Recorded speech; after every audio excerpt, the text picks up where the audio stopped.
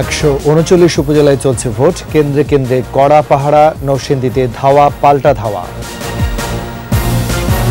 যশোরে সড়ক প্রশস্তকরণের নামে অবাধে বৃক্ষ নিধন, 2 বছরে কাটা পড়েছে 2000-এরও বেশি গাছ।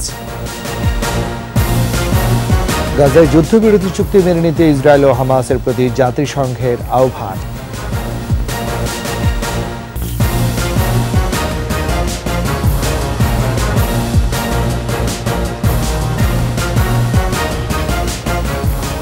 শুনছিলেন ফার্স্ট সিকিউরিটি ইসলামী ব্যাংক পিএলসি সংবাদ শিরোনাম। আমন্ত্রণ দুপুর 12টার 21 সংবাদের সাথে আছে আমি রাজীব জামান। আর দর্শক, 21 টেলিভিশনের সংবাদ একই সাথে সরাসরি দেখতে পাবেন আমাদের ফেসবুক পেজ www.facebook.com/2124 অনলাইনে। চলছে ষষ্ঠ উপজেলা পরিষদ নির্বাচনে প্রথম ধাপের ভোট গ্রহণ। সকাল 8টা থেকে শুরু হয়ে ভোট চলবে বিকেল 4টা পর্যন্ত। এই ধাপে 139 উপজেলার 22টিতে ভোট হচ্ছে ইভিএমে। বাকি 117 উপজেলার ভোটাররা ভোট দিচ্ছেন ব্যালটে। সকালে কিছু কিছু স্থানে বৃষ্টির কারণে ভোটার উপস্থিতি কম থাকলেও বেলা বাড়ার সাথে সাথে বাড়তে থাকে ভোটারদের সংখ্যা। এদিকে নরসিংদী সদর উপজেলার কাকশিয়া সরকারি প্রাথমিক বিদ্যালয় ভোটকেন্দ্রে চেয়ারম্যান প্রার্থী আনারস ও কাপ্রিচ প্রতীকের সমর্থকদের সংঘর্ষে আহত হয়েছেন 5 জন। নির্বাচন নির্বিঘ্ন করতে প্রতিটি কেন্দ্রে 15 থেকে 17 জন করে পুলিশ ও আনসার সদস্য মোতায়েন করা হয়েছে। এছাড়া র্যাব ও বিজিবিও কাজ করছে। ভোট চলবে একটানা বিকেল 4টা পর্যন্ত।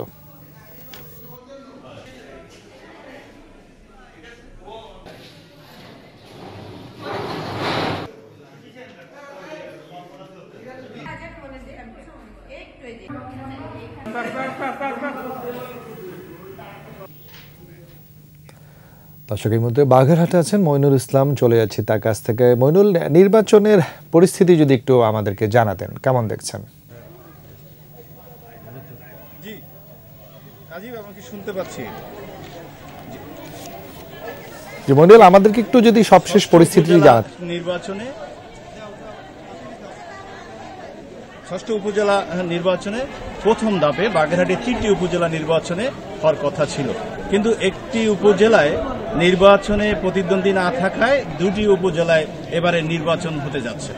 এই নির্বাচন হচ্ছে বাগেরহাটের কচুয়া এবং রামপাল উপজেলায়। এই উপজেলায় এবার সকালে থেকে, আমি একটু বলে রাখি, সকাল থেকে বাগেরহাটের বৃষ্টির কারণে উপস্থিতি সংখ্যা কম থাকলেও বেলা বাড়ার সাথে সাথে কিন্তু কেন্দ্রে দেখা যাচ্ছে মহিলা এবং পুরুষের সংখ্যা আস্তে আস্তে বাড়তে শুরু করেছে।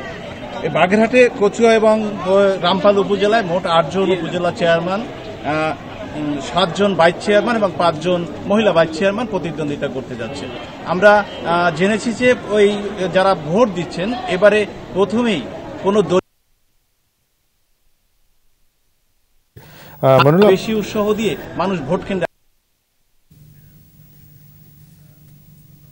জি মইনুল ইসলাম, আপনাকে অনেক ধন্যবাদ। দর্শক, আমরা বাগেরহাট থেকে সেখানকার উপজেলা নির্বাচনের সবশেষ খবর জানছিলাম সহকর্মী মইনুল ইসলামের কাছ থেকে। দর্শক, এই মুহূর্তে আমরা সরাসরি চলে যেতে চাই সিরাজগঞ্জে। সেখানে আছেন আমাদের সহকর্মী স্বপন মির্জা। স্বপন, আমরা নির্বাচনের খবর জানছিলাম বাগেরহাটে একটু আগে। এই মুহূর্তে একটু আপনার এলাকার খবরটি জানতে চাইবো, কেমন দেখছেন ভোটার উপস্থিতি বা এখন পর্যন্ত নিরাপত্তা ব্যবস্থা? ধন্যবাদ। আমি এই মুহূর্তে অবস্থান করছি সিরাজগঞ্জের বেলকুচি উপজেলার আলহাজ সিদ্দিক উচ্চ বিদ্যালয় কেন্দ্রে।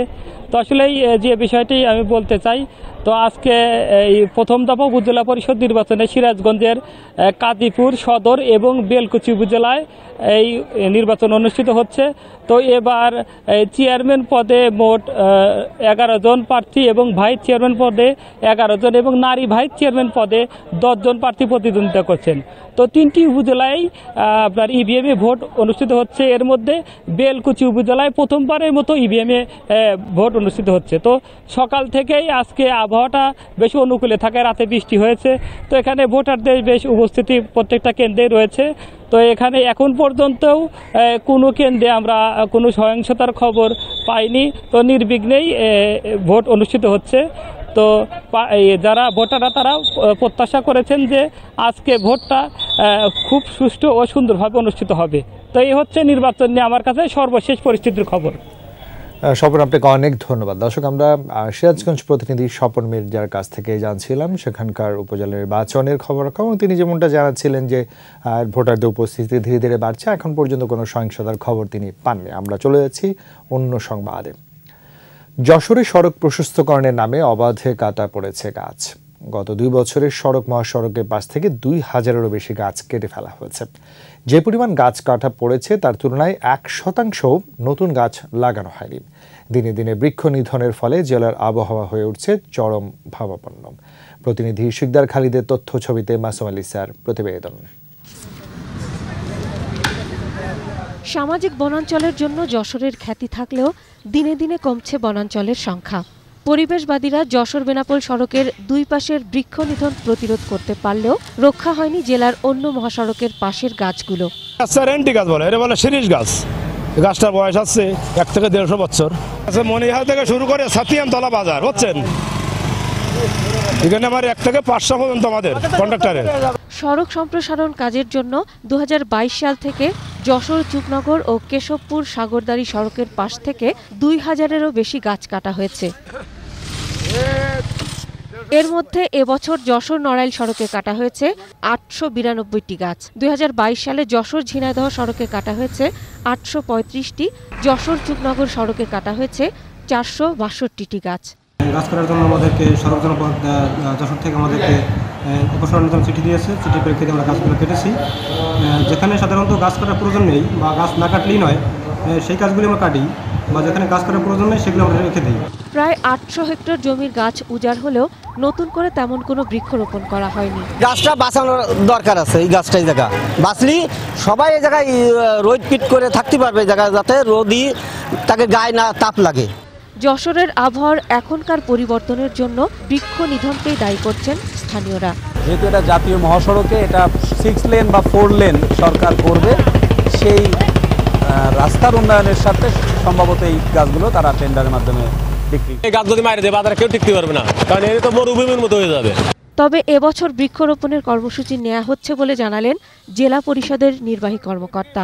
গ্রাম অঞ্চলের যে রাস্তাঘাট, যেটার মালিকানা জেলা পরিষদে, আমরা পরিকল্পিত উপায়ে বৃক্ষরোপণ, এবং এখানে আমাদের একটা বড় ধরনের বরাদ্দও থাকবে। যশোরের চরমাভাবাপন্ন আবহাওয়ার জন্য বৃক্ষরোপণের কোনো বিকল্প নেই বলে মনে করেন পরিবেশবাদীরা। মাসুম আলিসা, 21 টেলিভিশন। দর্শক, আপনাদেরকে আবারও উপজেলা নির্বাচনের ভোটের খবর জানাতে এই মুহূর্তে চলে আছে ময়মনসিংহ নির্বাচনের খবর জানতে সেখানকার সহকর্মী আতর রহমান জুয়েলের কাছে। জুয়েল, একটু সেখানকার পরিস্থিতি যদি আমাদেরকে জানান। প্রথম দফায় ময়মনসিংহের ফুলপুর, হালুয়াঘাট এবং ধোবাউড়া উপজেলার এই 3 উপজেলায় সকাল 8টা থেকে ভোট গ্রহণ শুরু হয়েছে। আমরা সকাল থেকে বিভিন্ন কেন্দ্রে যেটা দেখতে পেয়েছি, ভোটার সংখ্যা একেবারে কম। তবে বেলা বাড়ার সাথে সাথে কিছু ভোটার তারা ভোট কেন্দ্রে আসছেন এবং ভোট দিয়ে আবার বাড়ি ফিরে যাচ্ছেন। আমি যে ভোট কেন্দ্রে এখন অবস্থান করছি, এটি হালুয়াঘাট উপজেলার হালুয়াঘাট আদর্শ উচ্চ বিদ্যালয় ভোট কেন্দ্র। এই ভোট কেন্দ্রে মোট ভোটার সংখ্যা রয়েছে 3282 জন। এখন বেলা 12টা বাজে, প্রায় 4 ঘন্টায় যে ভোট পড়েছে এখানকার প্রিজাইডিং অফিসার আলমগীর হোসেন আমাকে যেটা জানিয়েছেন যে 545 জন ভোটার তাদের ভোটাধিকার প্রয়োগ করেছেন। তবে এখন আমি এই যে ভোটার এই হিসেবে যেটা দেখা যাচ্ছে যে এ পর্যন্ত 4 ঘন্টায় 16% ভোট পড়েছে এই কেন্দ্রে। এরকম প্রত্যেকটি উপজেলায় একই অবস্থা।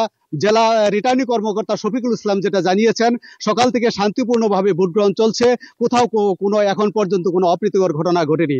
আমি যে ভোট কেন্দ্রে এখন অপেক্ষা করছি, এই ভোট কেন্দ্রে প্রিজাইডিং অফিসার আলমগীর হোসেনের কাছে আমি একটু জানতে চাবো যে এই যে ভোটার উপস্থিতি এত কম কেন মনে হচ্ছে আপনার? ভোটার উপস্থিতি কম হওয়ার কারণ হচ্ছে যে আপনারা জানেন যে এখন ধান কাটার মৌসুম, সবাই একটু এই কাজেই ব্যস্ত আছে।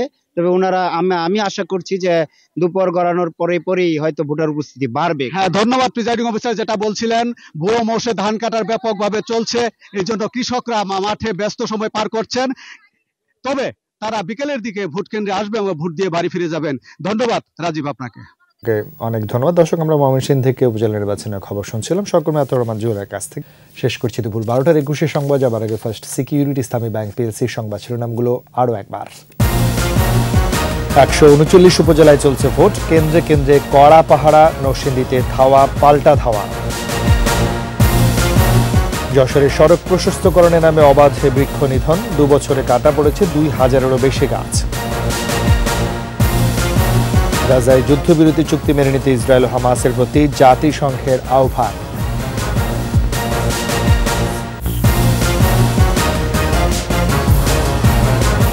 সবশেষ খবর জানতে ডায়াল করুন 202 নম্বর আর ভিজিট করুন ekushe.com এর ওয়েবসাইটে, সারা ফেসবুকে ভিজিট করতে পারেন facebook.com/ekushe24 অনলাইনে।